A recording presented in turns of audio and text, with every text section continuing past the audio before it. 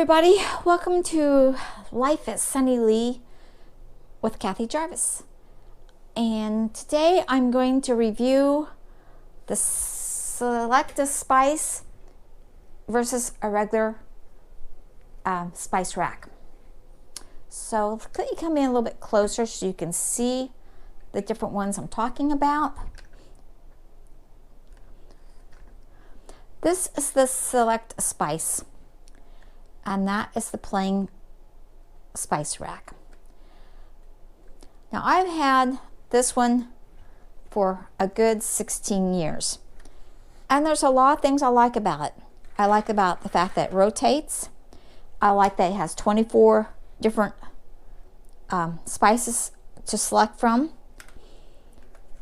I like the fact that you can open it from the top here with one hand if you had to shake it out. You can open it here to spoon it out, and you can open it underneath and dow this around, and each one is 1/4 of a teaspoon, so you don't have to get the teaspoons out all the time.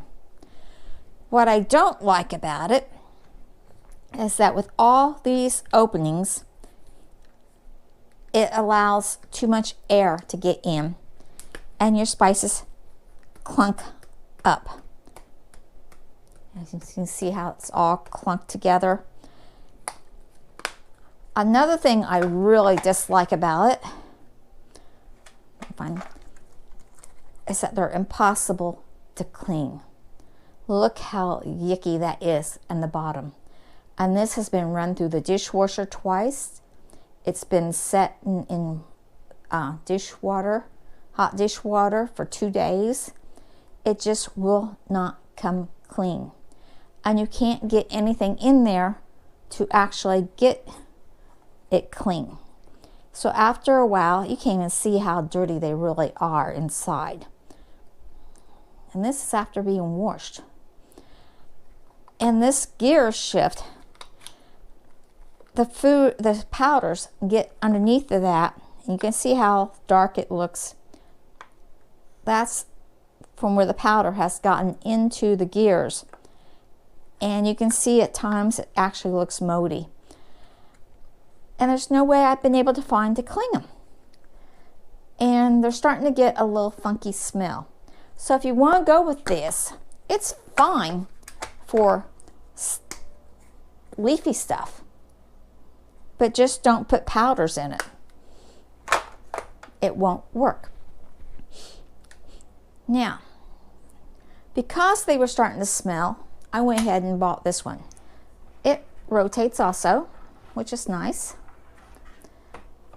It has the jars, which have the shakers on them that you can take off and leave off if you want. And it has the lids. Now these have blue covering on them when you first get them. You just take that off and it shows you the silver underneath. Okay, they also come with 36 labels and a pin that you can write what's on there. You can write the date that you put that they're expired, and wash it off with warm soap and water afterwards. So this is my new spice rack. It takes up less space circle-wise, a little bit taller, higher, but it still fits underneath my cabinet nicely. Let's bring it back out a little bit so you can see. It still fits underneath the cabinet nicely, and it works in with the color scheme better than what the white does. Like I said, the white's great.